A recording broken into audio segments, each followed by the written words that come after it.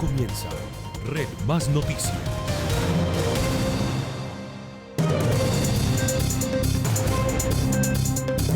Mucha atención, acaba de entregarse otra vez a la justicia en Antioquia el expresidente del Congreso, Luis Alfredo Ramos. Él estaba condenado a 7 años por parapolítica. Ramos fue sentenciado por la Corte Suprema y comenzó a cumplir su pena desde el día de ayer. La otra noticia del día, todo parece indicar que todavía no es momento de decirle adiós definitivo al tapabocas. Las autoridades están registrando en los últimos días un notorio aumento en los casos de COVID-19 en todo el país. Carolina Gómez, buenas noches. ¿Qué dicen desde el ministerio sobre esta recomendación? Así es, Giovanni. El viceministro de Salud, Germán Escobar, confirmó a Red Más Noticias que el llamado al uso obligatorio del tapabocas en espacios cerrados es una recomendación, pero la medida podría convertirse en obligatoria si los casos de contagio siguen aumentando en el país. Hay preocupación en Colombia por el aumento significativo de contagios de COVID-19. Según el Ministerio de Salud, hasta la fecha se reportaron 23.827 contagios nuevos y 100 personas fallecieron a causa del virus en el país, cifra que se duplicó durante las últimas 2 semanas. Aunque el uso del tapabocas no es obligatorio desde abril de este año, las autoridades recomiendan su uso en espacios cerrados y no descartan que la medida pueda volver a ser obligatoria. Por el momento estamos haciendo la recomendación fuerte del uso de tapabocas en espacios cerrados donde haya aglomeraciones de personas o cuando se vaya a visitar, por ejemplo, a personas con comorbilidades, diabetes, hipertensión, obesidad o edad avanzada. Por el momento es una recomendación y esperemos la evolución de la situación en el país. Bogotá es una de las zonas donde más subió el número de casos. Se registraron 8.880 durante la última semana de junio. Le siguió el Valle del Cauca con 3.423 casos, Antioquia con 1.960 y Barranquilla con 1.942. En este momento tenemos un ascenso de casos que se puede monitorizar perfectamente de manera semanal. No obstante, los equipos del MinSalud y del Instituto Nacional de Salud analizan la situación internamente diaria. En el momento que veamos que el crecimiento o haya una variación de esta situación importante, pues podríamos tomar la medida sin ninguna dificultad de publicarlas de manera diaria. El Instituto Nacional de Salud asegura que esta situación estaría provocada por el aumento de la circulación del linaje BA.5 de Omicron, que es de fácil transmisión. El llamado a usar el tapabocas en espacios cerrados también aplica para municipios con coberturas superiores al 70% en la vacunación. Las autoridades de salud insisten en que se debe mantener el constante lavado de manos y procurar completar los esquemas de vacunación. Bueno, pues ahí está entonces, esa es la realidad, regresa el tapabocas de forma voluntaria en espacios cerrados, esa es la recomendación. Y mañana será día de movilizaciones de motociclistas en Bogotá. La alcaldía ha dicho que no permitirá bloqueos en el sistema Transmilenio, tampoco en las vías. Y la administración se sostiene en que la prohibición al parrillero hombre sí ha servido para mejorar la seguridad. A las 11 de la mañana, la Biblioteca Virgilio Barco de Bogotá será el punto de concentración de al menos 25.000 motociclistas que realizarán una movilización en rechazo al decreto 270 que extendió hasta diciembre la restricción al acompañante hombre. La consigna es, nos vamos a seguir movilizando todos los días hasta que no nos pongan esa restricción, porque nos sentimos burlados. Meses trabajando con la alcaldía de Bogotá para que nos den una patada en el 4 letras con un decreto de estos. El distrito argumenta que la medida solo afecta a 3 de cada 1.000 viajes en moto y que solo se realiza 3 días por semana, es decir, los jueves, viernes y sábados de 7 de la noche a 4 de la madrugada. ¿Será que el ladrón hoy en día va a decir, ay, nos pusieron una restricción el fin de semana, no robemos más? Pongamos una panadería, pongamos un local de comidas rápidas. No, Ladrón muta, se pasa la cicla, roba a pie, subieron los homicidios. Y aquí no estamos apelando a la autoridad, no estamos apelando a poner comparendos en las noches, no, estamos apelando a la solidaridad y a la cooperación de la ciudadanía. La administración resalta que la prórroga fue concertada en mesas de diálogo con los líderes del gremio de motociclistas. Entendemos, por supuesto, la inconformidad que para algunos sectores esto pueda generar, pero es una colaboración que está dando resultados y por eso estamos dándole continuidad a las medidas hasta el mes de diciembre con el permanente compromiso de ir evaluando semana tras semana y mes tras mes el comportamiento de los indicadores y en cualquier momento puede haber algunos ajustes, algunas medidas adicionales. La concentración en la Virgilio Barco se convertirá en una gigantesca caravana que tomará, al parecer, la calle 63, la 26 y la carrera 30. Si nosotros no nos paramos y no salimos, no hacemos una protesta pacífica como la que se hizo la vez pasada, que salimos casi 30.000 motos. Créanme que para el próximo año se viene un pico y placa para las motocicletas en Bogotá. Que los que decidan salir el día de mañana lo hagan de forma pacífica, que no bloqueen las vías, que no bloqueen el sistema de transporte masivo. En Bogotá se puede manifestar, se puede protestar pacíficamente. De acuerdo con la Secretaría de Seguridad, en los 2 meses anteriores a la expedición del decreto se denunciaron 20.705 casos de hurto a personas, mientras que en los 2 meses siguientes a la introducción de las medidas se denunciaron 17.535 casos. Esto representa una reducción del 15,3% correspondiente a 3.170 casos menos. Y a propósito de temas de seguridad, el distrito entregó las cifras en esta materia de los primeros 6 meses del año. El homicidio se redujo en un 16% en comparación con el año pasado, mientras que el lunar sigue siendo el hurto a personas. Este es un delito de alto impacto que no muestra mejoría. Los secretarios de Seguridad y Gobierno y la Policía Metropolitana destacaron la reducción en el homicidio, uno de los delitos que venía al alza en Bogotá. Según las cifras, entre el 1 de enero y el 30 de junio de este año, se registraron en la capital 467 casos, 89 menos que los presentados en 2021. Este mes de junio que acaba de terminar es el mejor mes de junio en 20 años en materia de reducción de homicidios. Y el semestre que acaba de pasar es el mejor primer semestre en materia delincuencial en los últimos 20 años. Al comparar el mes de junio del año pasado con el de este año, se evidencia una reducción de casos pasando de 119 a 64. Si nos comparamos con el resto de ciudades o de principales ciudades del país, encontramos que Bogotá tiene la menor tasa de homicidios a nivel nacional, con 6 casos por cada 100.000 habitantes en lo corrido de este semestre. Hemos aumentado el pie de fuerza de los policías para darle mayor seguridad y tranquilidad a todos los bogotanos. Hemos establecido nuestro comando antiatraco, nuestro comando de prevención de Transmilenio. Según las cifras, en este junio hubo reducciones en 10 de los 12 principales indicadores. Tenemos una reducción de más del 13% en los casos de extorsión.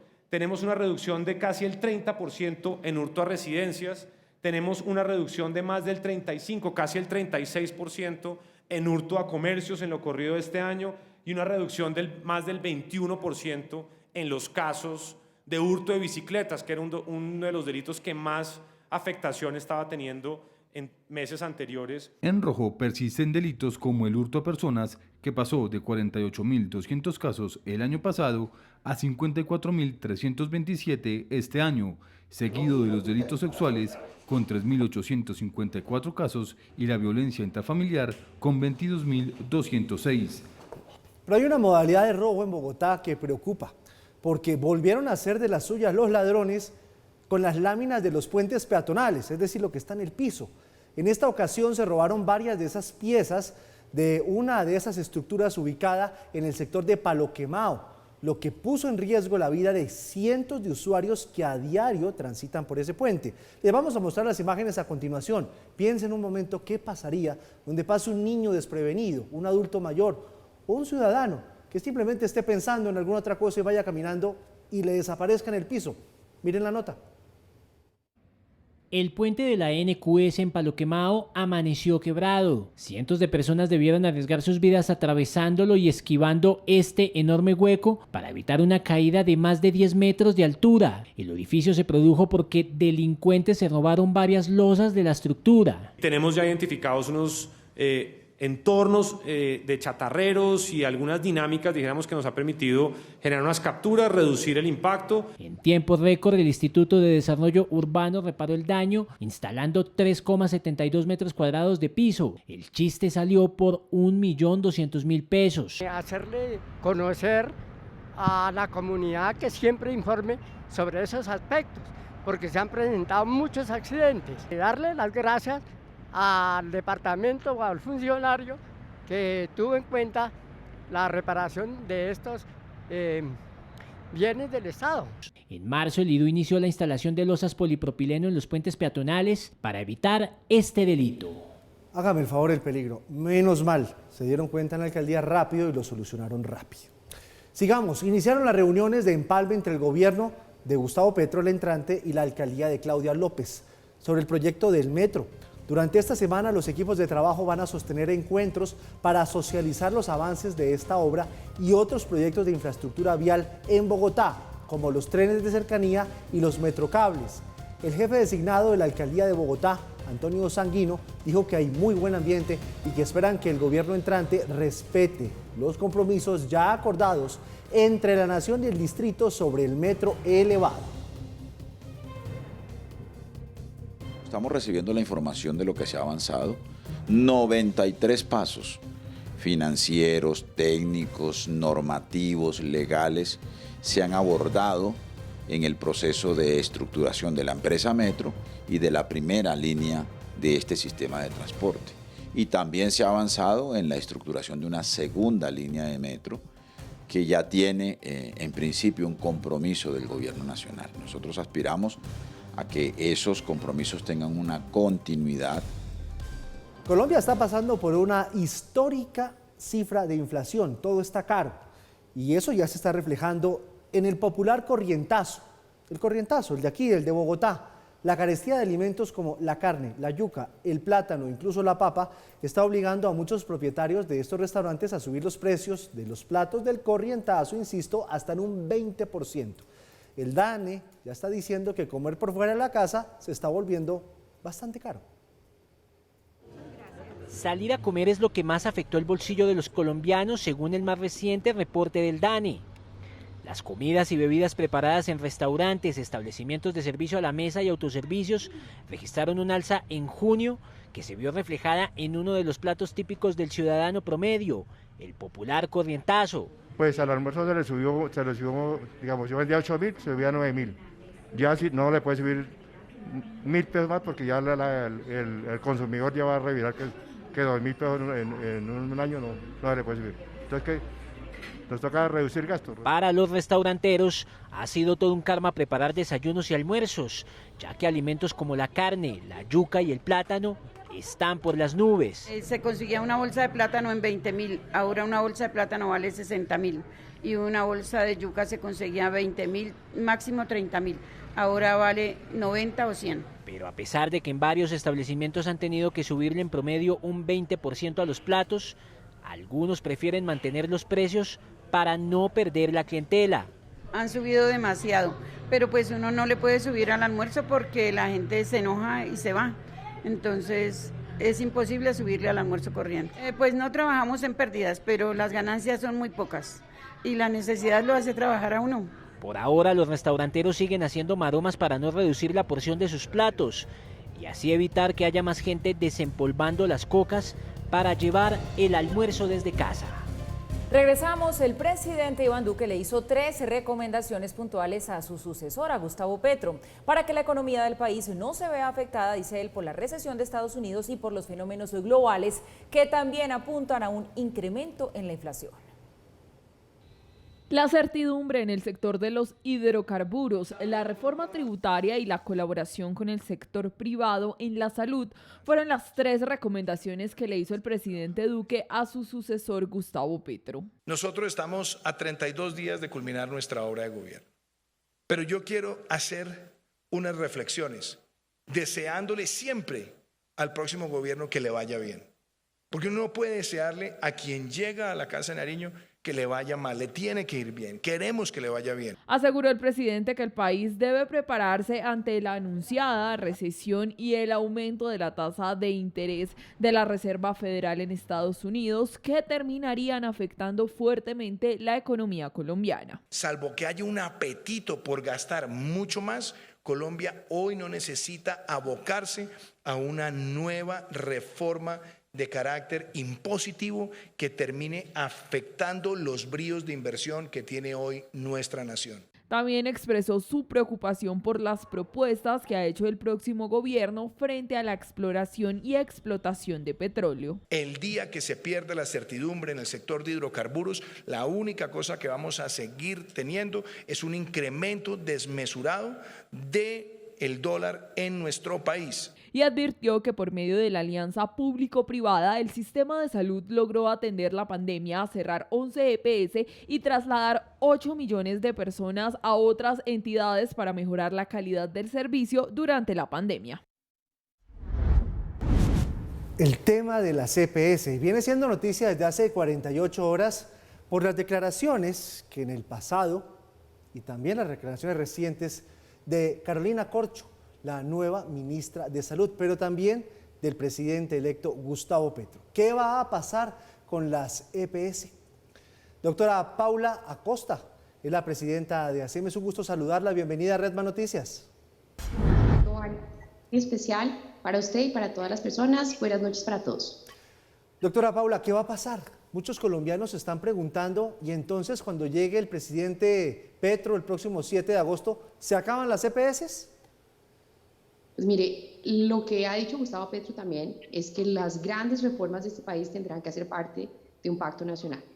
Nosotros desde ASEMI, que es el gremio que agrupa a 10 de las principales EPS del país, en donde hay cerca de 34 millones de afiliados, hemos hecho llamados reiterativos, no desde hace 48 horas, sino desde hace ya varios meses, trabajando de la mano y convocando a las personas de la campaña para mostrarles nuestra disposición de trabajar.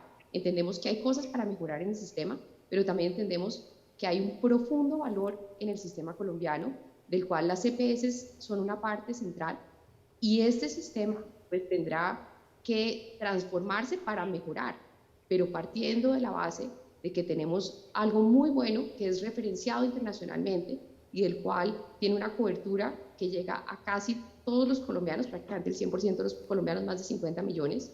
Entonces, lo que esperamos es que este tema de salud haga parte del gran acuerdo nacional, en donde tengamos la oportunidad de mostrar con cifras y con hechos por qué las EPS somos un actor fundamental para que el sistema de salud funcione. Doctora Paula, algunos dicen que una cosa es la cobertura y otra cosa es el acceso, la calidad del acceso a la salud en Colombia, y que ahí está el debate con el gobierno entrante. ¿Ustedes qué opinan? Pues, en efecto, una cosa es la cobertura y otra cosa es el acceso. La cobertura lo que le permite a usted es que casi la totalidad de la población, que ha sido probablemente el logro social más importante de este país en estas 3 décadas, tenga acceso a servicios de salud. La cobertura y el acceso, pues hay acceso en muchos servicios. De hecho, el plan de beneficios que tenemos nosotros como colombianos es uno de los más amplios de la región, en donde están el 97% de los medicamentos que se encuentran en el mercado colombiano y el 90% de las atenciones. Pero también entendemos que hay unos retos y unas brechas importantes, en particular entre el acceso que tienen los habitantes de Colombia en las zonas urbanas y en las zonas rurales. Y esto tiene que ver con temas de desarrollo que son ajenos al sector salud, pero que el sector salud tiene que agendar y tiene que aprender a manejar cada vez mejor. Y parte de lo que hemos hecho desde las EPS es generar unas redes de prestación de servicios para que en esos lugares de Colombia en donde no hay atención de servicios especializados, las personas se puedan mover hacia otros centros urbanos, típicamente para poder acceder a sus servicios, pagando incluso los servicios de tránsito y de estadía de las personas para que puedan atender a los servicios de salud.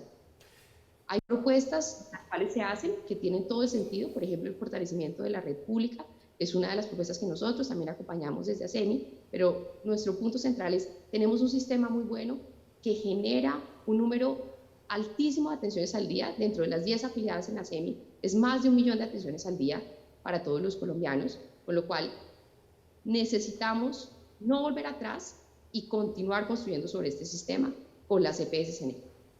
Doctora Paula, ¿es viable que se acaben las EPS? Porque eso es lo que ha dicho el gobierno entrante, que las va a acabar.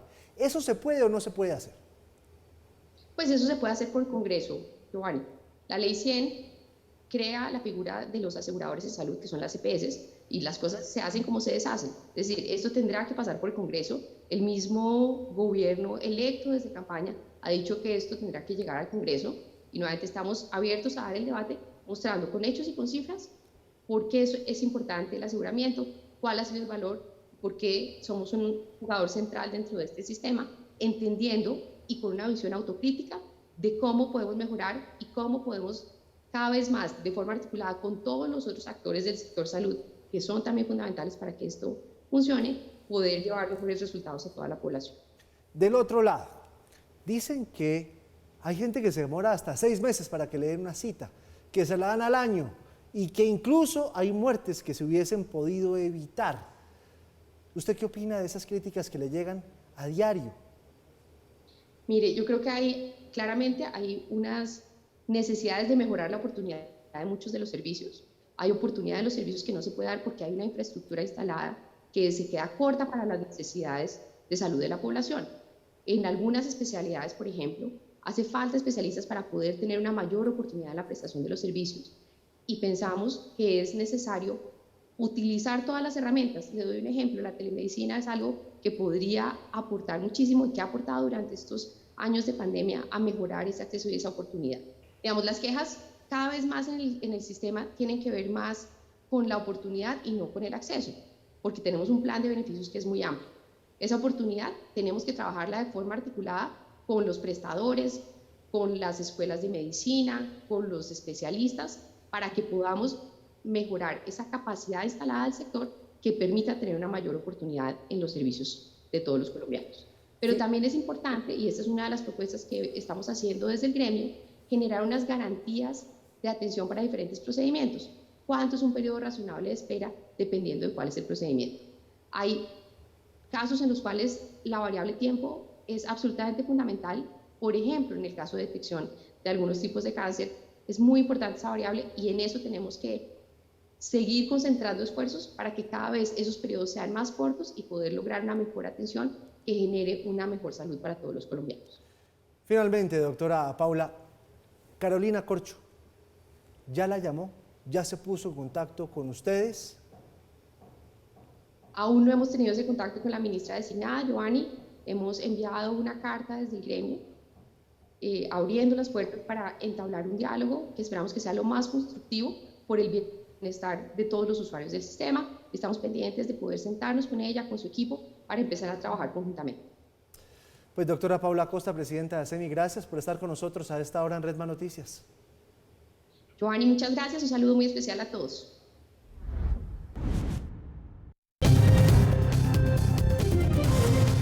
La lupa en Red Más. Además de la inflación y la carestía de muchos productos, hay otro tema que inquieta. La crisis en la cadena logística, el desabastecimiento y el control de precios ha generado escasez de pastillas anticonceptivas en Colombia, una problemática con serísimas implicaciones en materia de salud pública. Pues bien, por eso nuestra lupa se fija hoy en las implicaciones y consecuencias de esa situación. La falta generalizada de medicamentos anticonceptivos preocupa en Colombia con la alerta que ha emitido la Asociación Colombiana de Droguistas Detallistas tras recibir denuncias por parte del gremio de droguerías y farmacias sobre la escasez de estos medicamentos. De acuerdo con el presidente de Asocoldro, Alfonso Cuitiva, uno de los factores que inciden en este desabastecimiento a nivel nacional es la falta de materias primas que se viene dando desde finales del año pasado. Una de las razones es que son productos que están bajo control de precios directo por parte del Estado. Cuando salió esta norma hace algunos años, incluyendo a los anticonceptivos dentro de este control de precios directo, se hizo con base en unas investigaciones de mercado de tipo internacional y se hicieron con base, como siempre, en la moneda fuerte que es el dólar. Pero resulta que el dólar en ese momento estaba por el orden de los 3.000 pesos o menos.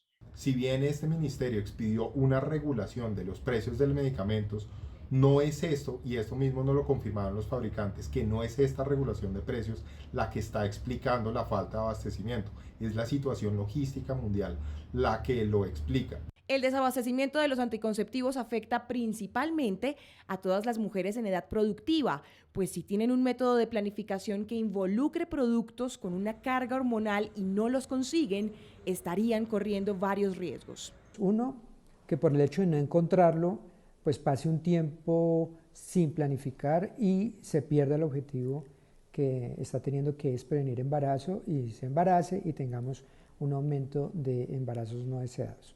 O dos, que comience por recomendación de una amiga o de la persona que lo asesora en la farmacia, comience otro tipo de pastillas que no son adecuadas para su perfil, lo cual puede producir aumento de riesgos como trombosis venosa, o ya no tiene el efecto adecuado en la piel que uno a veces busca también ayudarle a manejar, o con problemas de sangrados. La situación de desabastecimiento de anticonceptivos preocupa además por las alarmantes cifras de embarazos no deseados que existen en Colombia. Según el Departamento Administrativo Nacional de Estadística, durante 2021 se registraron 3.468 nacimientos en niñas entre los 10 y los 14 años. En adolescentes de 15 a 18 años, el DANE registró 79.287 nacimientos, siendo este el rango de edad más afectado. Por su parte, el Ministerio de Salud asegura que en Colombia la mitad de los embarazos son no planeados y de estos, el 40% son no deseados, resultado de relaciones de desigualdad y de opciones anticonceptivas inadecuadas. La ministra designada de Agricultura, Cecilia López, advirtió a los dueños de la tierra en Colombia que deben volverla productiva, o si no, dice la ministra designada, el Estado, el gobierno, termina comprando esos terrenos. Eso lo dijo la ministra López en el Congreso durante un foro sobre el proyecto de reforma agraria. Esa es la tierra cuyos propietarios van a tener que enfrentarse a esta realidad. O se vuelven productivos para que puedan pagar el catastro multipropósito, que por primera vez va a cobrar los impuestos que no se han cobrado nunca a estas grandes propiedades. De manera que o lo vuelven productivo para poder pagar esto, o las compra el Estado. Pero no vamos a distribuir baldíos. Vamos a distribuir esa tierra con gran potencial productivo que está siendo subutilizada. Más Empresas, el espacio para conocer las historias de perseverancia, compromiso e ingenio detrás de cada idea exitosa. Más Empresas, charlas que inspiran. Y a partir de hoy aquí en Redman Noticias vamos a tener charlas que inspiran, con personas inspiradoras, personas que construyen grandes empresas, capitales privados que todos los días construyen nación y que tienen ejemplos para compartirle a usted que está en su casita. Hoy está con nosotros Gonzalo Rueda. Él es el vicepresidente de Canal de Distribución e Industriales, nada más y nada menos que de Cemex. Gonzalo, es un gusto tenerte con nosotros, bienvenido. Un gusto para mí, muchas gracias. Bueno, ¿usted de dónde es, Gonzalo? Porque le noto un acento que es de la costa, pero no logro identificarlo. De Valledupar. De Valledupar. De Valledupar. Bueno, yo le quiero preguntar por la filosofía de Cemex, una empresa gigantesca que tiene que ver con la construcción, que tiene que ver con todo eso que ha hecho crecer al país durante tantos años en materia de infraestructura. ¿Cómo hacen ustedes para generar negocios, pero también para construir sociedad? Bueno, Cemex tiene una historia de más de 100 años en la industria de la construcción, y la clave de esto ha sido que creemos en crecer juntos junto con nuestros proveedores, con nuestros clientes, ya sean ferreteros, constructores, y con nuestras comunidades. Yo creo que ese ha sido el secreto de esa combinación entre ser exitoso en los negocios, pero al mismo tiempo contribuir a la sociedad. ¿Y cómo hacen para ser sostenibles? Se lo pregunto porque uno pensaría que hay pocas opciones de compromiso con el medio ambiente en una industria como la de ustedes, pero resulta que son sostenibles. Sí, Cemex tiene un enfoque muy claro de la reducción de la huella de carbono. De hecho, tenemos un objetivo de la neutralidad de carbón en el 2050. Para esto hay una serie de acciones que está realizando la compañía. Una de estas tiene que ver con cada vez el desarrollo de productos que tienen una menor huella de carbono en su producción. Otro de los temas es la descarbonización de nuestras operaciones, que básicamente es la utilización de energías diferentes, alternativas, que generan una menor huella de carbono. Otro tema es la innovación, que es a través de alianzas con compañías líderes en el mundo entero que están avanzadas en estos temas. Y lo último, pues, es la circularidad, que es un tema que recientemente estamos también implementando. La circularidad es el reciclaje. ¿Qué se vuelve a usar nuevamente, por ejemplo? ¿Qué se puede usar? Sí, nosotros, bueno, reciclamos muchas cosas, ¿no? Sí. Nosotros, por ejemplo, en nuestros hornos, en las plantas de operaciones, reemplazamos combustibles por combustibles alternos, que vienen de temas de desechos de otras industrias, como por ejemplo, o del sector agrícola, como la cascarilla de arroz, etcétera, hay varias cosas. Pero la circularidad, ahora acabamos de arrancar con un tema novedoso, que es la circularidad en las ferreterías. Y es que estamos utilizando o estamos apoyándonos en nuestra red de ferreteros para volverlos centro de acopio de los sacos de cemento usados, que los estamos reprocesando, los estamos reutilizando, digamos, ya sea para procesos industriales o sencillamente para quemar en nuestro horno. Entonces, con eso estamos reemplazando también combustibles. ¿Y la gente les copia, les llevan los sacos? Sí, eso arrancó hace 2 semanas y ya hay ferreterías que están acopiando los sacos y que los estamos nosotros recogiendo en nuestro proceso. Cuando llevamos un viaje con cemento, nos regresamos con sacos vacíos. ¿Es la innovación, Gonzalo, un camino para la transformación social? Sí, nosotros creemos en la innovación y está en el centro de todo lo que hacemos. Nosotros creemos que la innovación tiene un impacto definitivamente en la sociedad y hay ejemplos como nosotros tenemos un ejemplo como el ecosistema que hemos creado de Conéctate Maestro y Costurama a la Mano. Conéctate Maestro es un ecosistema donde hay más de 200.000 maestros de obra. En Colombia hay cerca de 1 millón de maestros de obra. O sea, el 20%. El 20%, están un poco más del 20%. Eso es enorme. Y esos maestros de obra hoy tienen un ingreso adicional que han acumulado más de 2.000 millones de pesos desde el 2020 hasta la fecha.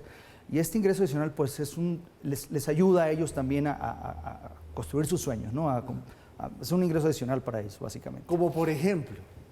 Nosotros, desde que arrancamos el programa de Conéctate Maestro, estos más de 200.000 maestros, cada vez que van a una ferretería y compran un producto de nuestra marca, compran nuestro cemento, ellos están recibiendo un ingreso. En una cuenta todo se maneja de manera digital y esto pues al final pues genera, de nuevo te decía, 2.000 millones de pesos que hoy ya han acumulado los maestros de obra. Bueno, lleva 200.000 de 1 millón. ¿Cuál es el tope? ¿Hasta dónde piensan llegar? Ojalá que pudiéramos llegar al 1 millón de maestros. O sea, a todos los maestros de obra prácticamente del país. Así es. Bueno. El maestro de obra es el influenciador más importante en el proceso de compra en una ferretería. Es el más importante, es el que decide qué se compra y qué no. Porque y depende de con la que ellos, el material o la marca con la que les guste trabajar. ¿Qué tipo de soluciones digitales hay en una industria como la que ustedes tienen en Cemex? Se lo pregunto porque ahora todos estamos en la onda de la transformación digital. Ya todo es lo digital, ya todo va por los celulares. ¿Ustedes ahí cómo van? Nosotros creamos hace ya varios años una plataforma que se llama Cemex Go.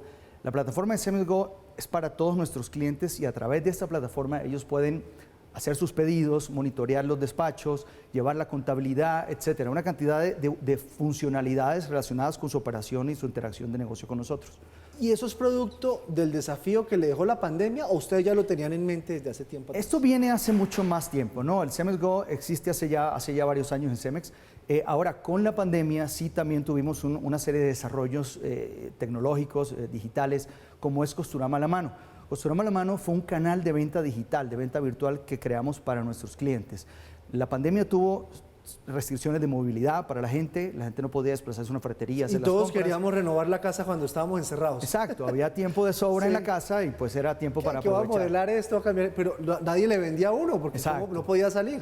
Entonces, nosotros con ese contexto, en esa coyuntura, creamos esta aplicación, esta herramienta. Y en esta herramienta la idea era conectar el cliente final con la ferretería y poder llevar a cabo esa transacción de manera virtual.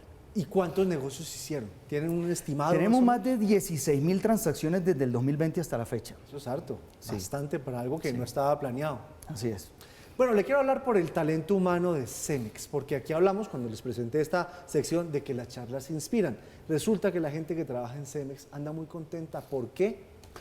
Yo creo que... regáleme el secreto. Una de las claves de eso es que creemos en la diversidad y la inclusión.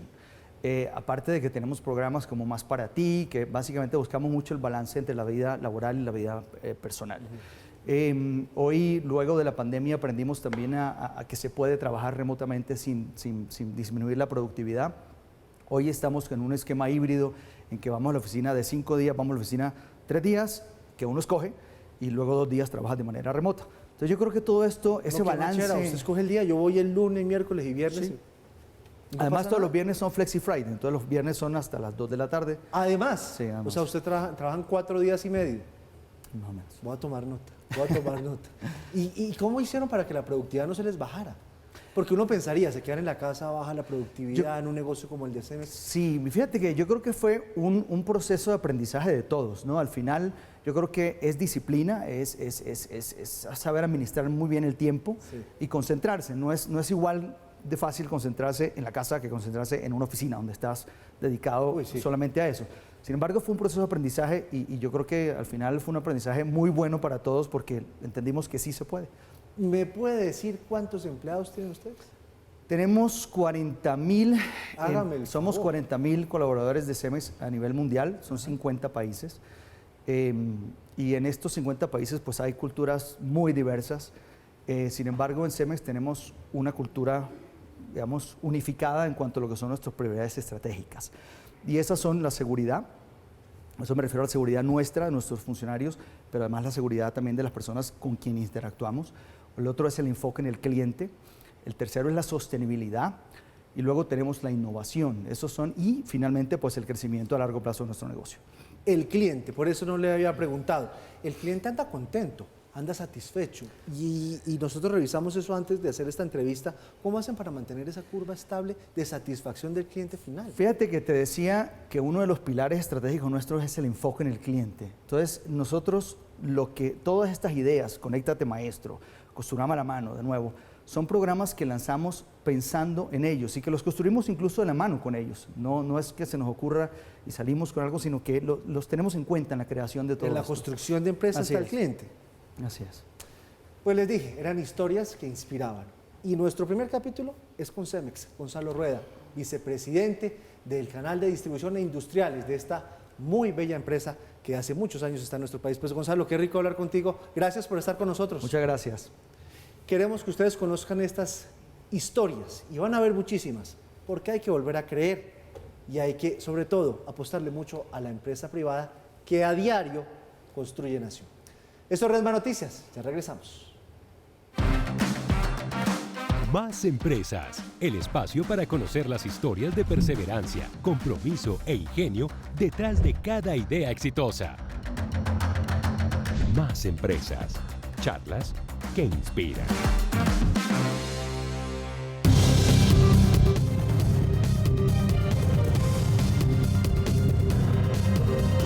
Miramos ahora qué pasa en el mundo. Empezamos en Estados Unidos. Se conocen nuevos detalles sobre el joven que mató a 7 personas en un tiroteo en Chicago, en Estados Unidos. Según informó la policía, después de huir del lugar en Highland Park, en Illinois, Robert Crimo condujo hasta cerca de Madison, en el estado aledaño de Wisconsin, en donde consideró seriamente perpetrar otra masacre. El joven de 22 años, que será acusado de al menos 7 cargos por asesinato, no podrá acceder a la libertad bajo fianza y podría ser sentenciado a cadena perpetua. El anuncio de la fiscalía se dio luego de que la vicepresidenta Kamala Harris visitara el lugar donde ocurrió este ataque. There will be more charges.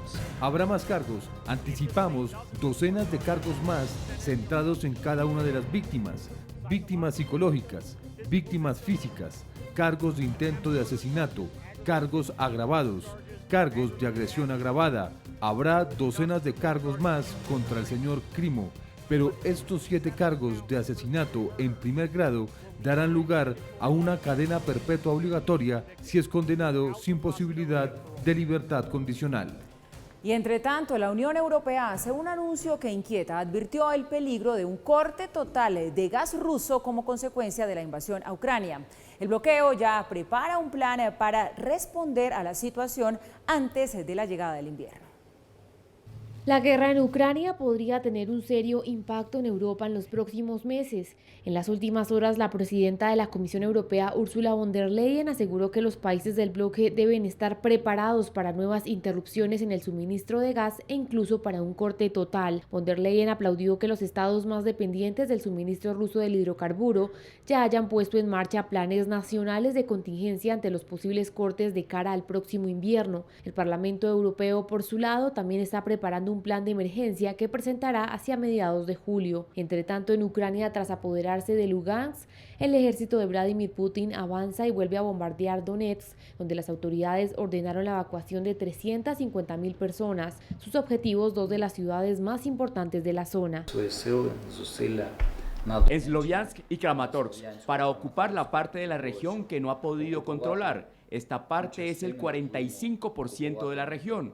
Por el momento, no puedo decir que el enemigo haya tenido éxito. El enemigo, incluso si ocupa alguna tierra, no ha tomado el control de ciudades o pueblos. Tomaron el control de los lugares donde estaban estas ciudades o pueblos. Los ejemplos son Mariupol o Volnovakh.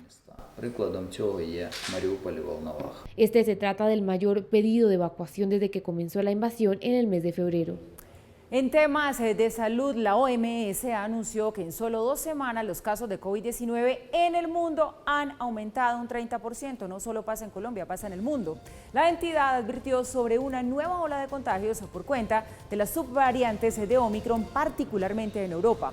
El director de la organización expresó también su preocupación por el incremento de la propagación de la viruela del mono, que ya es predominante en ese continente. Un comité de la organización volverá a reunirse para analizar la evolución del brote. Sobre la viruela del simio, sigo preocupado por la escala y la propagación del virus.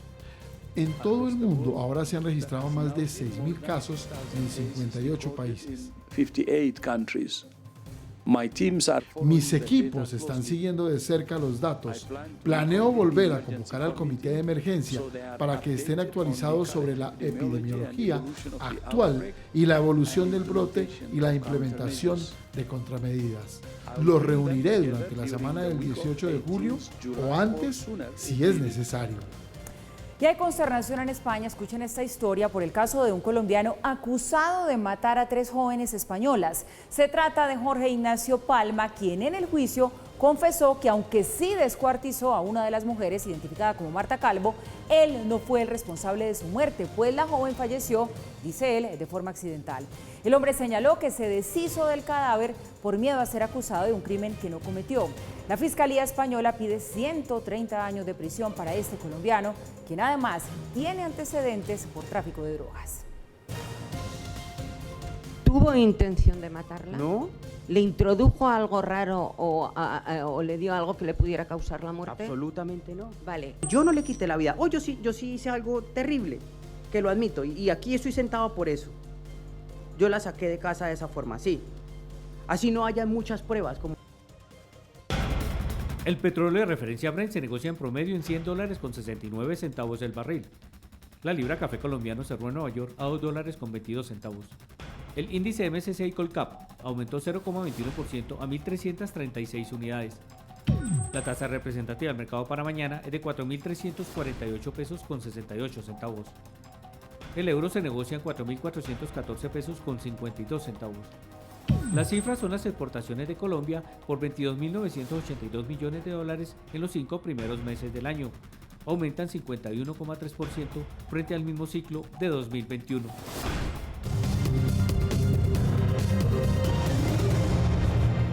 Seguimos. El dólar en Colombia sigue disparado, batiendo récords. Hoy, miércoles, superó los 4.350 pesos. Puede seguir subiendo. Eso es lo que dicen las expectativas de una recesión en los Estados Unidos. Algunos dicen que puede ser recesión mundial. Menores precios del petróleo y dificultades en las cadenas de suministro. Algunos de los detonantes. El dólar no deja de subir y al final de la jornada de este miércoles se negoció en promedio a 4.354 pesos, de nuevo una cifra récord que puede seguir subiendo en los próximos días. Este comportamiento, que no se da de manera exclusiva en Colombia, se debe a los mayores riesgos de una recesión en Estados Unidos, que para algunos ya llegó. Esto se da principalmente por un miedo externo de una posible recesión junto con una inflación muy alta. Los commodities han comenzado a caer, liderados por los energéticos, seguido de los agrícolas y de los metales. La situación en China y los problemas en las cadenas de suministro también suben el precio del dólar, así como la caída en los precios del petróleo, algo que no está claro por cuánto tiempo va a durar. Es posible que la caída no vaya a ser tan profunda porque hay eventos estructurales que están afectando la oferta, como son los conflictos geopolíticos. Los analistas descartan que esta situación tenga que ver con política interna. La verdad es que después de la resolución de las elecciones, el efecto, digamos, de esa incertidumbre de quién puede ser el presidente y este tipo de cosas se disminuyó. Y aunque algunos sectores se benefician con un dólar alto, el incremento en su precio trae ganadores y perdedores. Ganan los exportadores que venden sus productos al exterior y ahora reciben más pesos por cada dólar. Pero también los productores nacionales que compiten con importados. ¿Quiénes pierden? Los importadores, quienes están endeudados en dólares. Quiere decir que por cada dólar que exportamos recibimos más pesos que van directamente a los productores en precio interno. Sin embargo, aquí hay que ponerlo también en otra dimensión. Los insumos agrícolas del mundo del café que tanto se necesitan, no solamente para la actividad productora, sino para todo, pues se van a volver más caros. Un dólar más caro hace que los inversionistas busquen más negocios con esa moneda. Y eso aquí tiene consecuencias. Va a encarecer el costo del financiamiento externo, tanto del sector público como del sector privado. Va a parar los flujos de capital hacia el país, lo cual nos puede dejar con menos recursos en la cuenta capital, en la cuenta financiera. Mientras la incertidumbre se mantenga, se siga hablando de recesión en Estados Unidos, altas tasas de interés o guerra en Ucrania, el dólar seguirá subiendo. Para algunos se superará los 5.000 pesos, otros creen que es prematuro pensar de esa manera. No pensamos que sea muy por encima de lo que ya estamos viendo, estamos probando niveles de 4.500 pesos. Analistas aclaran que un dólar demasiado alto también afecta en algún momento el propio Estados Unidos, porque sus productos se volverán más costosos y perderán competitividad a nivel global.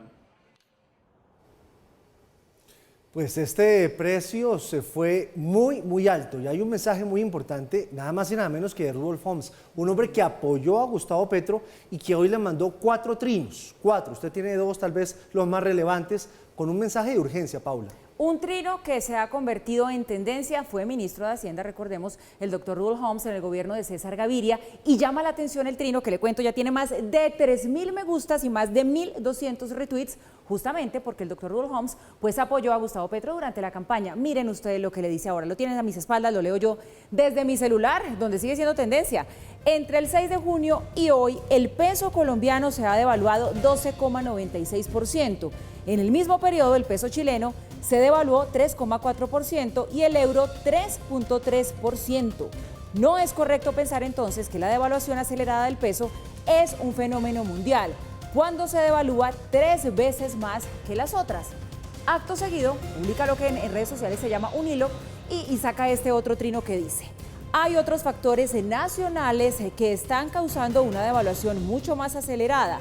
No se ha logrado crear confianza sobre la evolución de la economía, pero sí sobre gobernabilidad. Va a ser necesario anunciar cuál va a ser la reforma tributaria y fiscal. Un llamado repetitivo de Giovanni, pues que no deja de llamar la atención por venir de quien viene justamente. Y sigue llamando la atención, Paula, la inflación en Colombia no cede. Lo dijo ayer el DANE. En los últimos 12 meses llegó al 9,67%. Es probable que siga subiendo. Pero llama la atención que hoy 9 ciudades principales ya tienen inflación que superan los 2 dígitos. Traducción, todo está muy caro. En junio la inflación en Colombia fue de 0,51% y en los últimos 12 meses está en 9,67% según el DANE. Volvió a subir frente a mayo y se acerca a los 2 dígitos. Adicionalmente, es el valor más alto para un mes de junio de inflación mensual de los últimos 18 años. que lleva a la inflación anual a nuevamente tener un incremento y ubicarse en junio del 2022 en un 9,67%. De hecho, en 9 ciudades el aumento del costo de vida ya superó esos 2 dígitos. Cúcuta, Santa Marta, Valledupar, Riohacha, Barranquilla, Tunja, Villavicencio, Bucaramanga y Montería están por encima de 10%. Y Armenia en 9,9% al borde. Mientras tanto, Pasto, Bogotá, Popayán, Manizales y Florencia registran el menor aumento en el costo de vida. El último año las divisiones de alimentos y bebidas no alcohólicas son las que más han subido de precio. También son más costosos los restaurantes y hoteles y los artículos para el hogar, que superan el promedio de la inflación anual. Si se mira por productos y servicios, los más costosos fueron las comidas en establecimientos, carne de res y derivados, electricidad, leche, vehículos, comidas preparadas fuera del hogar y los productos de limpieza.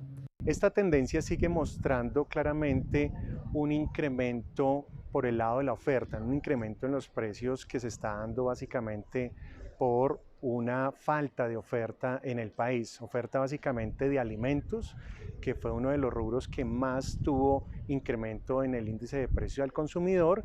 Los analistas sostienen que este comportamiento de la inflación se da por una coyuntura internacional.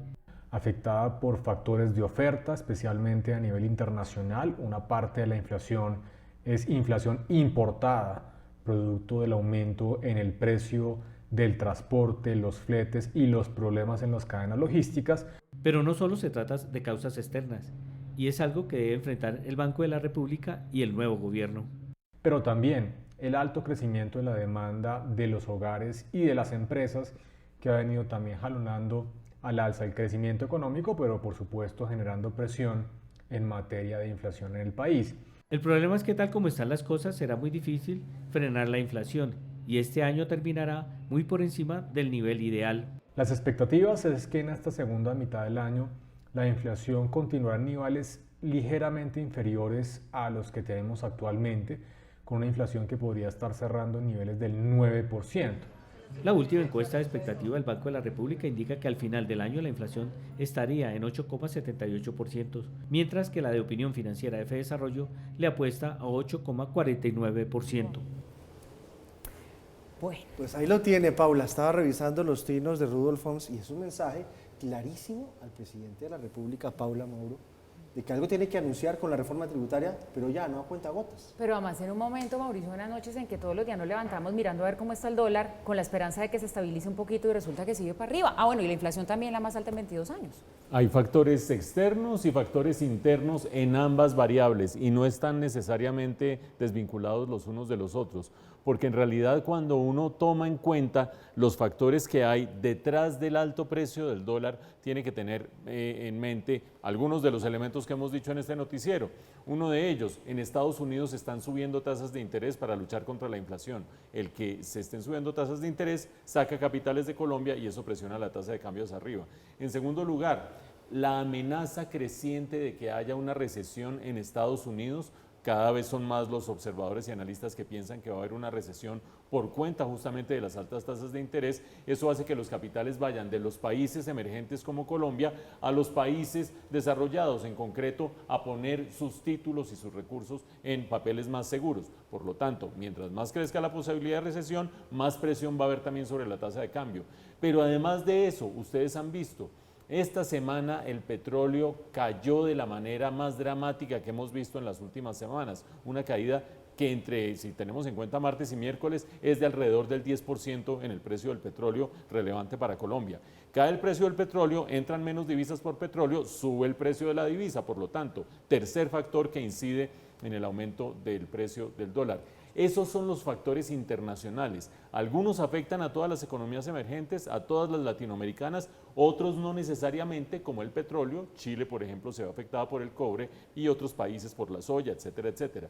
Pero hay factores que tienen que ver con Colombia y ahí es donde es relevante la observación del exministro Rudolf Homs. ¿Por qué? Porque si nosotros ignoramos que este es un problema que también tiene que ver con Colombia, no hacemos la tarea que es relevante. Sí, hay una coyuntura internacional adversa, pero Colombia tiene el mayor déficit externo entre las economías latinoamericanas, solo comparable con Chile, 5% del Producto Interno Bruto. El hueco que tenemos que tapar con financiación, capitales que vienen a la economía, es muy, muy grande y somos muy vulnerables. Por lo tanto, No tenemos grado de inversión con las calificadoras de riesgo. Ustedes se acuerdan que hace rato nos bajaron la calificación de riesgo por el descuadre fiscal.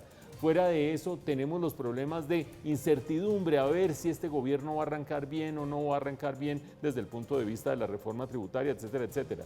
Ya dio un paso correcto, que fue el nombramiento de José Antonio Campo como ministro, pero ahora se necesita que todo el trabajo legislativo que se va a hacer para sacar adelante la reforma tributaria sea verdaderamente idóneo, y además de eso, que en el resto del gabinete no empiecen a meterle zancadillas a la labor de José Antonio Campo. Me refiero, por ejemplo, a que en medio ambiente ya están diciendo no más gas en Colombia, y mientras tanto el ministro de Hacienda dice se necesita más gas por lo menos para hacer una transición energética. Esa clase de cosas habrá que pulirlas. Factores externos, factores internos, pero una coyuntura tremendamente complicada. Pero también hay factores naturales. La producción de café cayó en junio 10% y 5% durante el primer semestre. Esto lo dijo la Federación Nacional de Cafeteros.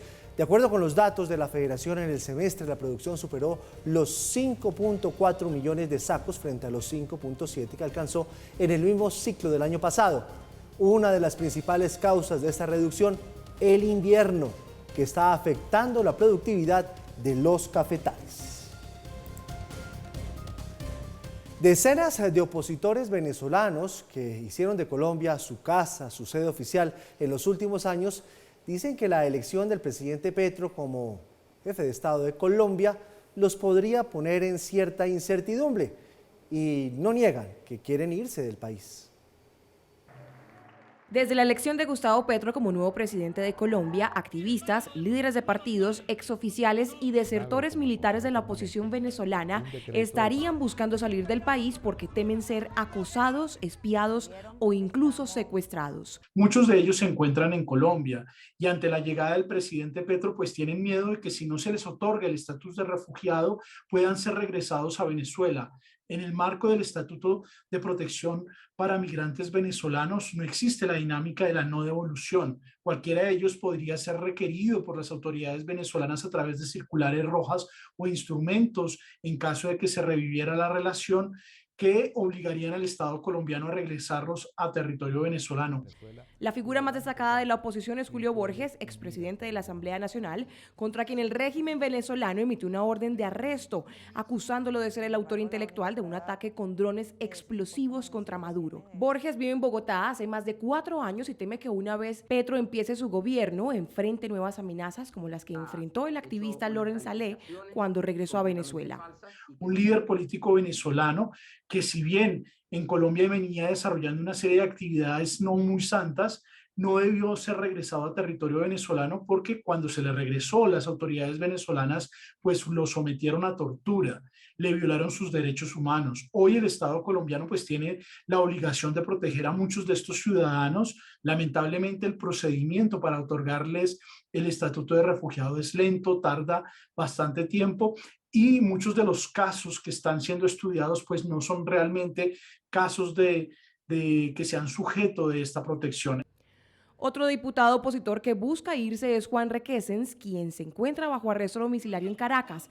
Actualmente vive en Bogotá, muy distinto que allí, donde era acosado por el gobierno de Maduro y tenía que transportarse en vehículos blindados escoltados. Estas y varias figuras políticas opositoras más están en busca de asilo político o trabajos en Miami, Washington o Madrid, mientras que la mayoría de activistas de nivel medio y desertores del ejército enfrentan opciones más desesperadas como cruzar a pie el tapón del Darién, la selva densa y peligrosa entre Colombia y Panamá. Bueno, la nueva ministra designada de Salud, Carolina Corcho, pues ha sido muy polémica por lo que ha dicho de las EPS. Dicen que las van a acabar. Hoy mandó un mensaje a los medios, varios la están buscando pues para ampliar cuáles son sus expectativas. Ahora ya como ministra, no como miembro de un gremio, activista, como algunos le dicen. Pero habló de otros casos, otros temas que tienen que ver con la salud, Paula. Pues es que empieza la doctora Corcho, como han hecho ya los otros nombramientos en las diferentes carteras, a dar puntadas de lo que buscarían hacer o cambiar en cada uno de los ministerios que les han sido asignados. Dice la doctora Corcho que ella buscaría eliminar las barreras del acceso al servicio en salud y que por eso pues buscaría hacer también que desaparezcan las EPS y que los dineros públicos lleguen directamente a las clínicas y a los hospitales. Eso sí, dice que esto se haría de manera gradual. En su primer pronunciamiento como ministra designada de Salud, Carolina Corcho habló sobre la hoja de ruta a seguir una vez asuma la cartera. El primero es la necesidad de instaurar un programa de atención primaria en salud de equipos básicos que se desplieguen en todo el territorio nacional. El segundo tiene que ver con eliminar las barreras de acceso que someten diariamente a los pacientes y a los ciudadanos a lo que se denomina el paseo de la muerte. La médica hizo énfasis en que impulsará cambios, aunque no hizo referencia directa a su propuesta de eliminar las EPS. Tenemos que hacer un saneamiento financiero del sector salud para que los recursos públicos lleguen directamente a quienes prestan los servicios y a quienes asumen la atención de los pacientes y de los ciudadanos. Corcho aclaró que las reformas al sistema se harán de manera concertada con los diferentes gremios de la salud. Requerirá de medidas de transición que se dialogarán, se conversarán con los distintos actores del sector para que no haya ningún tipo de traumatismo, para que no se paralice en ningún momento la prestación de servicios de salud y para que cumplamos con la misionalidad que tiene el sector salud. Otro de los retos que se trazó la ministra designada fue el de mejorar las condiciones laborales del personal de la salud. Queda el interrogante, Mauro, ¿se pueden o no se pueden acabar las EPS? Hace apenas unos minutos tuvimos aquí a Paula Costa, que es la presidenta de ACEMI. Ella dice que entendieron del presidente Gustavo Petro que aquí hay un gran acuerdo nacional, que están listos para el diálogo, pero que todavía no han recibido la llamada de la ministra Corcho. Pero además también usted le hace una pregunta muy interesante, ¿eso es posible? Decía, pues sí, vía Congreso, eso sí se podría hacer. Y hay quienes también sostienen que de los avances más grandes que ha tenido Colombia en materia de salud, pues tienen que ver también con las EPS, que muchas han tenido que ser liquidadas, pero que ahí ha habido un avance.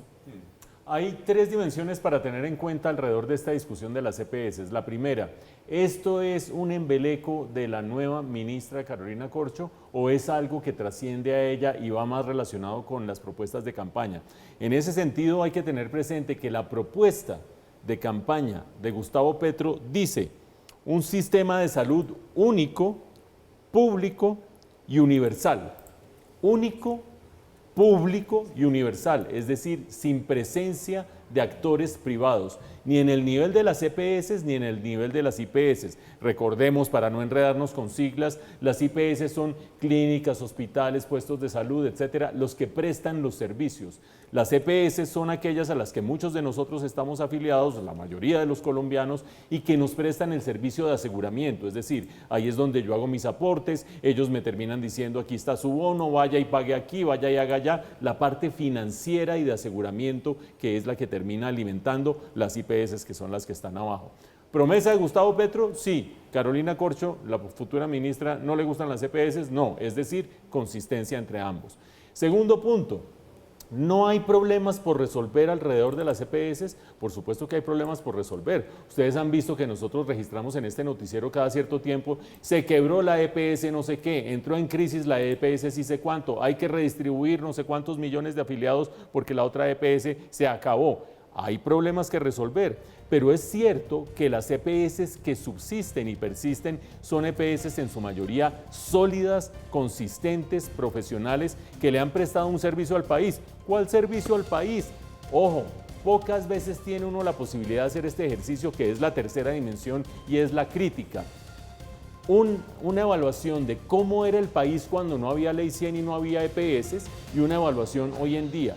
Antes, cuando el sistema era principalmente público, el sistema del Seguro Social, de la Caja Nacional de Previsión, de las cajas sectoriales y seccionales y regionales, la cobertura del servicio de salud era inferior al 40%. Menos de 4 de cada 10 colombianos tenían acceso al servicio de salud. Imagínense ustedes la situación. Hoy la cobertura de salud está alrededor del 90%. Sí, que es demorado, que toca hacer el vale, que la señorita no me atendió, que hay paseo de la muerte, ustedes vean las imágenes. Sí, hay muchos problemas por resolver, pero eso era muchísimo peor antes de que existieran este sistema, la Ley 100, y existieran las EPS. Creo yo que a estas alturas lo razonable sería volver sobre los problemas esenciales que hay, algunos los mencionó la futura ministra, el tema de la financiación, que le lleguen los recursos a las clínicas y hospitales que muchas veces se quedan en el camino, que haya presupuesto suficiente para cubrir todo lo que está abarcado en los planes de salud, en el plan obligatorio de salud, ahora se llama de una manera distinta, pero es el plan obligatorio de salud, que existan reglas claras del juego para prestadores del servicio y EPS, esa manera de ir ampliando la cobertura es fundamental, pero que eso no signifique que se acabe un sistema que ha demostrado ser bueno, ser ejemplo internacional en cobertura, en calidad, sí señoras y señores, en calidad y también en el gasto que cada uno tiene que hacer de su propio bolsillo y del presupuesto de las finanzas públicas. No sé francamente quién quiera volver a la época del Seguro Social y la Caja Nacional de Previsión, que eran épocas fatales. Si ustedes revisan las redes sociales, ese tema de las EPS y la nueva ministra Carolina Corcho de Salud son tendencia desde hace 48 horas, desde que la anunciaron como ministra y cuando se supo lo de las EPS. Nosotros salimos a hablar con expertos, médicos, usuarios. Algunos ven con buenos ojos la propuesta, a otros no les gusta. Aquí están las dos caras de la moneda. ¿Juzgue usted? Desde hace más de 30 años, las entidades promotoras de salud EPS se vincularon al sistema colombiano, permitiendo al sector privado invertir en el sector salud, con el fin de que el Estado no tuviera todo el control, por lo que para algunos expertos eliminarlas significaría un retroceso. Realmente sería catastrófico para la población, digamos, que está hoy día asegurada a las EPS, que son más de 40 millones de colombianos. Yo creo que ellos sí tienen claro la reforma que desean, que es volver 40 años atrás a un modelo que se llamaba Sistema Nacional de Salud, el cual se basaba en la atención de los pacientes en los municipios. Sin embargo, desde otra orilla sostienen que la eliminación de las EPS pondría fin a una intermediación que ha marcado la desigualdad en la prestación del servicio de salud. La otra parte que es muy importante también que entienda la gente es que no implica una regresión, sino al contrario, un aumento de la cobertura, una disminución de las barreras, la eliminación de las EPS. Tanto el presidente electo Gustavo Petro durante la campaña y su nueva ministra de Salud Carolina Corcho han hablado sobre una reforma estructural a la salud que sería presentada para hacer un revolcón al sistema actual, incluyendo el cierre de las EPS. Para los expertos, este tema trasciende más allá del papel y el Congreso. Eliminar las EPS implicaría que no es el ciudadano quien toma la decisión, sino el gobierno, y lo atienden a uno, pues seguramente en hospital público, pero no tendría, digamos, las personas no tendrían la capacidad de decidir. La reacción va a terminar siendo de la ciudadanía, no de los congresistas. Yo creo que con las alianzas que ha logrado hacer el presidente electo en el Congreso, pueden sacar adelante una reforma de este tipo, así sea muy peligrosa para el país. Una de las alternativas que plantean los expertos para no dar un giro tan drástico está en la vigilancia y control de las EPS existentes y el cierre de las que no cumplan con su labor. Suplir esto sin EPS podría darse, pero las EPS han demostrado que tienen un efecto positivo si están bien manejadas. Hay que reducirlas en el número, 44 son muchas, optimizar su funcionamiento, mejorar la demanda industrial. Si eliminaran las EPS que funcionan mal, como lo ha hecho entre otras cosas este gobierno, la Supersalud, y dejaran las buenas, sería una cosa distinta. El expresidente Álvaro Uribe Vélez reaccionó también a la propuesta y señaló que las buenas EPS no son intermediarias, son aseguradoras, tarea ajena a los hospitales o prestadores del servicio. Posición que demuestra que la bancada del Centro Democrático sería una de las opositoras cuando esta propuesta toque las puertas del Congreso. Y nuestro tema del día, el anuncio de la designada ministra de Salud del gobierno Petro, Carolina Corcho, sobre los retos que asumirá su cartera. A propósito, le preguntamos, ¿qué opina usted sobre el servicio que prestan las EPS? Considera que deben acabarse o ser reformadas por el próximo gobierno. Déjenos conocer su opinión en nuestras redes sociales con el numeral Las EPS Sony.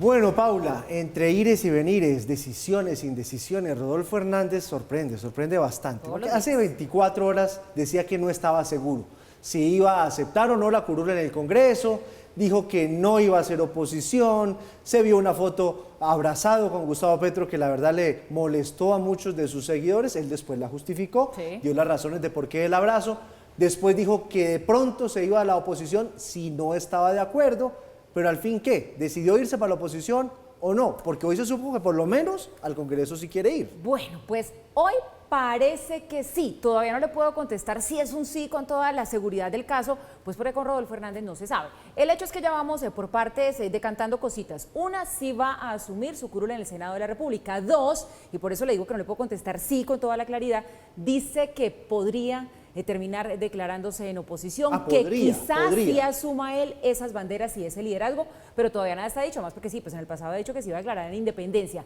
Pero más allá de todo esto, los anuncios se llevan a pensar en algo adicional, es que el ingeniero tomaría posesión como senador un día antes de que inicie su juicio en la Fiscalía por este caso de corrupción de Vitalogic. Esto significa que ya él pasaría a tener fuero y entonces su caso pues ya no lo tendrá la Fiscalía, sino la Corte Suprema de Justicia. Mire, averiguamos con abogados, con expertos en la materia, a ver ahí qué pasa.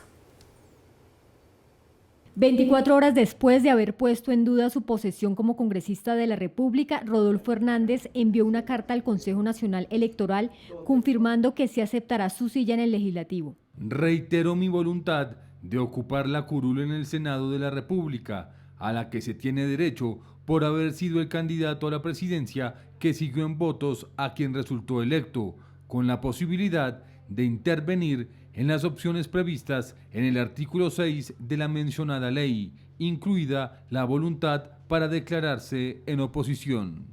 El ingeniero abrió la puerta a hacer oposición al gobierno de Gustavo Petro pensando en la solicitud que busca hacer al CNE para obtener la personería jurídica de la Liga de Gobernantes Anticorrupción, amparándose en el fallo de la Corte Constitucional sobre la Colombia Humana. Al posesionarse como senador, Hernández también adquirirá la condición de aforado, es decir, tendrá una investidura como parlamentario para sus cuentas pendientes con la justicia.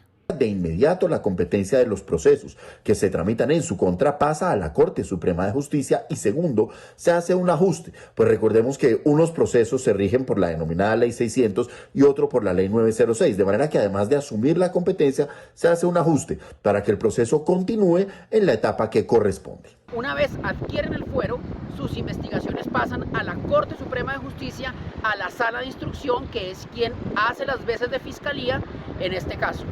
Claro, la discusión está servida. ¿Puede Hernández luego renunciar a ese fuero para que el proceso se devuelva a la Fiscalía? Ahí falta claridad legal. Por el momento, que no quepa duda, Hernández siendo senador de la República, sus procesos irán a la Corte Suprema de Justicia. El empresario asumirá su curul tan solo un día antes de la fecha prevista para el inicio de su juicio en la Fiscalía por presuntos hechos de corrupción en la adjudicación de un contrato cuando fue alcalde de Bucaramanga.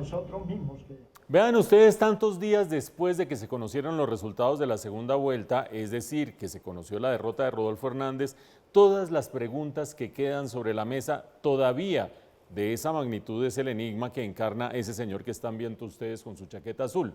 El primer enigma, ¿va finalmente a convertirse en líder de la oposición? Olvídense de eso.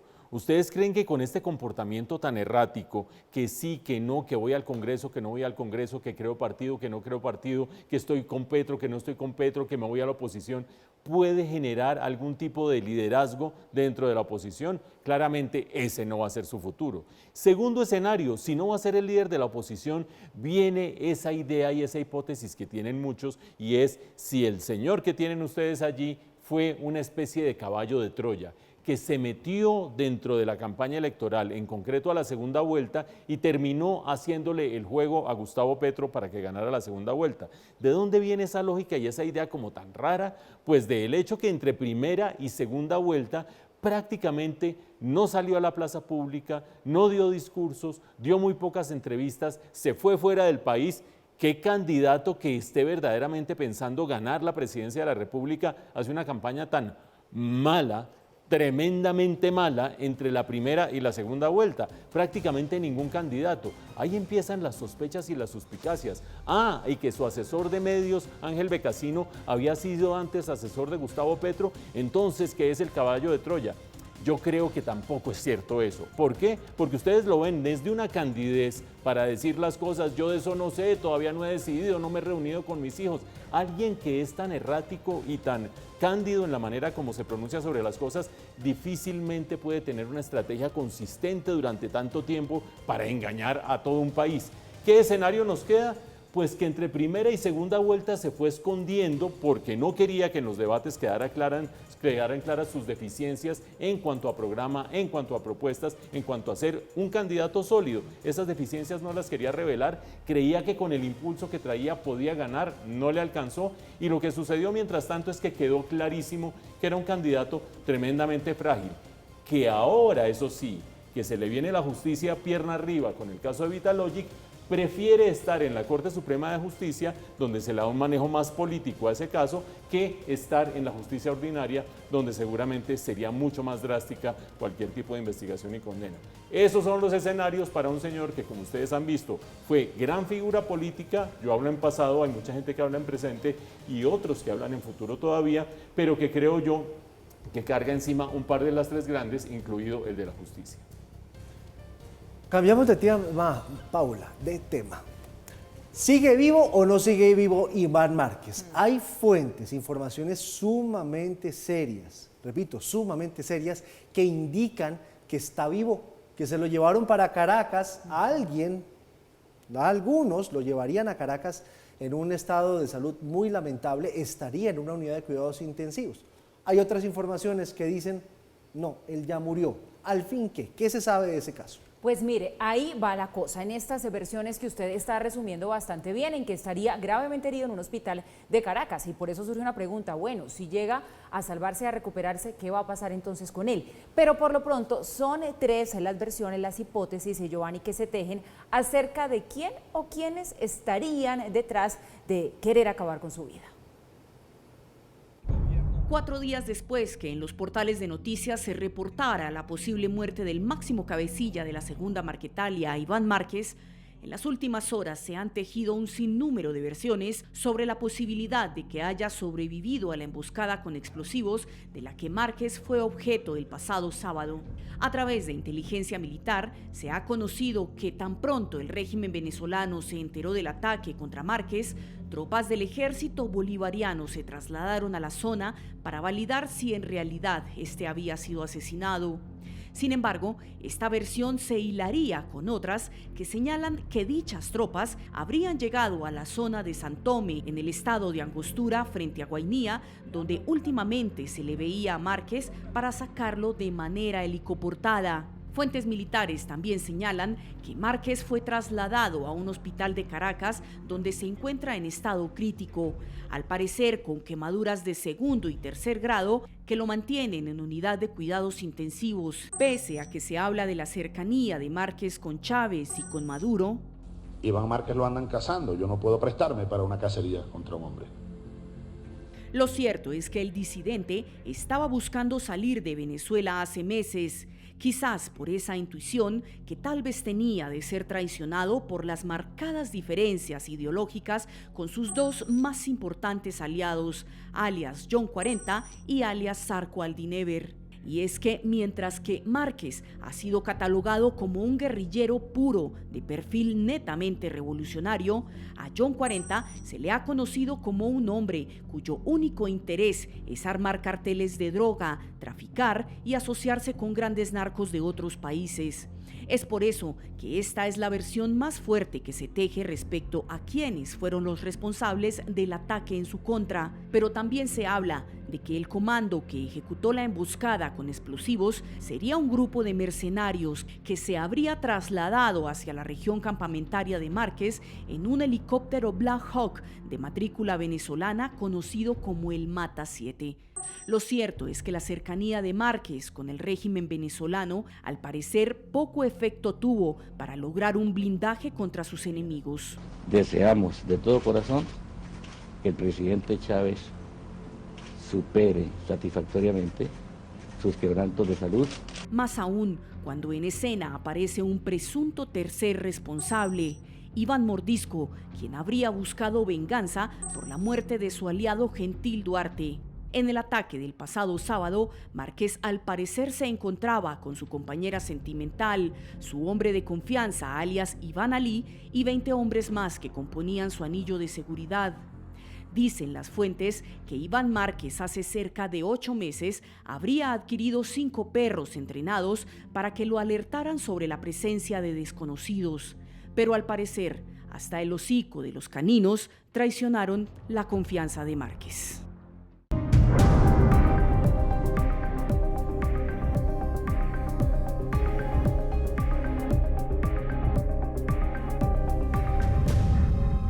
La noticia internacional corre por cuenta del polémico primer ministro británico, de Boris Johnson. Se encuentra esta vez sí en la cuerda floja, porque en menos de 30 horas, 38 funcionarios, 38 de su gobierno, de su equipo, le renunciaron. Las dimensiones de este escándalo son enormes. En el Reino Unido están diciendo que lo más probable es que se tenga que ir del cargo. Sin embargo, hoy en la Cámara de los Comunes él dijo que no piensa irse del cargo. Reino Unido enfrenta una nueva crisis política. El primer ministro Boris Johnson lucha por permanecer en el cargo en medio de una creciente ola de renuncias de sus funcionarios en protesta por su liderazgo, pero también por varios escándalos como el Partygate. El más reciente está relacionado con una denuncia de acoso sexual impuesta a Chris Pincher, un parlamentario a quien Johnson nombró para un cargo en su gobierno aún teniendo conocimiento sobre las acusaciones. Pasaba lo mismo cuando se abusaba del dinero de los contribuyentes y pasaba lo mismo cuando él y sus compañeros festejaban durante el encierro. Cualquiera renunciaría ahora después de defender todo eso. No tiene ni una pizca de integridad. El mandatario ya había sido sometido a una moción de destitución en mayo, por lo que legalmente no podría enfrentarse nuevamente a este procedimiento. Sin embargo, no solo los parlamentarios lo han presionado para que renuncie, sino también un grupo de sus principales ministros le pidieron dar un paso al costado. El primer ministro no cedió a la presión de los funcionarios y anunció que seguirá en el cargo. Horas después destituyó al ministro de Vivienda Michael Gove, uno de sus principales aliados dentro del gabinete, pero quien habría sido la cabeza del boicot. No voy a comentar nada sobre esos eventos políticos. Vamos a seguir adelante con el gobierno del país.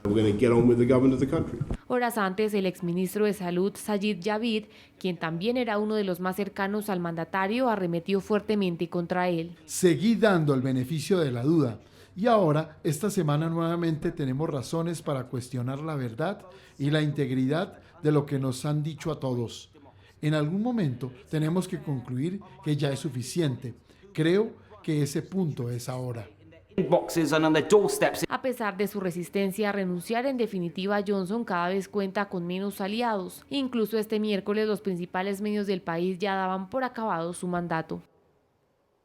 Se irá a caer, se irá a caer, se irá a caer, todo depende de las reglas de un régimen parlamentario. Recuerden ustedes que así es el régimen británico, un régimen parlamentario en que es la Cámara de los Comunes la que termina definiendo si efectivamente se cae o no se cae un primer ministro. Ustedes han visto que ya tuvo una primera opción para que se le hiciera una moción de censura, es decir, que los parlamentarios estuvieran en contra de él. Hubo 42% de los parlamentarios que estuvieron en contra de él, pero él tuvo las mayorías. Esto sucedió entre finales de mayo y comienzos del mes de junio. Y dicen las reglas del sistema que pasarán 12 meses antes de que pueda haber otra moción de censura, salvo que se hagan un ajuste de reglas que requiere mucho más musculatura de quienes se lo ponen en esa Cámara de los Comunes que ustedes están viendo en este momento en la pantalla. ¿Por qué tanto lío con Boris Johnson? Recuerden ustedes cuando se empezó a comparar que Boris Johnson se parecía a Donald Trump, ambos voluntariosos, ambos locuaces, ambos ocurrentes, ambos salidos un poco del molde y ambos, hay que decirlo, populistas y con sus cositas por ahí un poco enredadas. Vean en lo que terminó el tema de Donald Trump en el Congreso de Estados Unidos, vean en lo que va la posible salida de Boris Johnson. Por una parte, el Partygate, ese escándalo alrededor de fiestas que se dieron durante la cuarentena mientras todo el mundo se cuidaba, pues bien, él y su equipo político de rumba sin tapabocas. Por otra parte, el aumento aumento de la inflación mucho más drástico que en otros países de Europa. Y por otra parte, quizás la gota que rebosó la copa, lo estamos mencionando, algo que en otro contexto podría ser menor, pero que ahora tiene a todo el mundo exacerbado: el nombramiento de este funcionario que sirve de enlace entre el primer ministro y el Congreso, que sabía que tenía acusaciones de abuso sexual hacia otros hombres, sea hombres o sea mujeres, o sea lo que sea, abuso sexual o por lo menos tocamientos, y que a pesar de eso lo terminó nombrando. Eso está desbordando la copa, pero quizás lo que más indigna a propios y extraños es ese carácter de él que dice: no me voy y no me voy y no convoco a elecciones y no hago absolutamente nada. ¿Por qué? Usa una de esas palabras que usaba Donald Trump: porque obtuve en 2019 un triunfo colosal, y ese triunfo colosal hay que responderle a la gente que votó por mí. Bueno, se parece a algunas figuras políticas que terminan diciendo cualquier cosa con tal de atornillarse. Es posible que cambien las reglas de la moción de censura si consiguen mayorías en la Cámara de los Comunes, y es posible que la próxima semana estemos aquí dando noticias acerca de la salida de Boris Johnson, o quizás no. Bueno, y no muy lejos de Inglaterra, la Unión Europea advirtió del peligro de un corte total de gas ruso en medio del pulso de fuerzas entre el bloque y el Kremlin. Desde la Unión Europea han dicho, eso sí, que ya preparan un plan para responder a la situación antes de la llegada del invierno. La guerra en Ucrania podría tener un serio impacto en Europa en los próximos meses. En las últimas horas, la presidenta de la Comisión Europea, Ursula von der Leyen, aseguró que los países del bloque deben estar preparados para nuevas interrupciones en el suministro de gas e incluso para un corte total. Von der Leyen aplaudió que los estados más dependientes del suministro ruso del hidrocarburo ya hayan puesto en marcha planes nacionales de contingencia ante los posibles cortes de cara al próximo invierno. El Parlamento Europeo, por su lado, también está preparando un plan de emergencia que presentará hacia mediados de julio. Entre tanto, en Ucrania, tras apoderarse de Lugansk, el ejército de Vladimir Putin avanza y vuelve a bombardear Donetsk, donde las autoridades ordenaron la evacuación de 350.000 personas. Sus objetivos, dos de las ciudades más importantes de la zona: Sloviansk y Kramatorsk, para ocupar la parte de la región que no ha podido controlar. Esta parte es el 45% de la región. Por el momento, no puedo decir que el enemigo haya tenido éxito. El enemigo, incluso si ocupa alguna tierra, no ha tomado el control de ciudades o pueblos. Tomaron el control de los lugares donde estaban estas ciudades o pueblos. Los ejemplos son Mariupol o Volnovakh. Este se trata del mayor pedido de evacuación desde que comenzó la invasión en el mes de febrero. Cambiamos de tercio porque la Corporación Autónoma Regional, o sea la CAR de Cundinamarca, pues le está pidiendo a los campesinos de la zona de Junín que no vayan a matar un oso grandote, que fue captado atacando a un ternero allá en el municipio de Junín, en Cundinamarca. Lo que dice la entidad es que esa es una condición natural. Ahí está pues el oso, pues está comiendo un ternero, eso es lo normal. Lo que pasa es que la frontera ganadera ha llegado a los terrenos del osito. Bueno, osote, porque es bastante grande. Y lo que le están diciendo los campesinos es: por favor, no maten al oso, es natural. Además, estos animales, que son los carnívoros más grandes que hay en esa zona de Cundinamarca, pues están en vía de extinción. Llamado de la CAR a proteger la naturaleza, son ciclos naturales.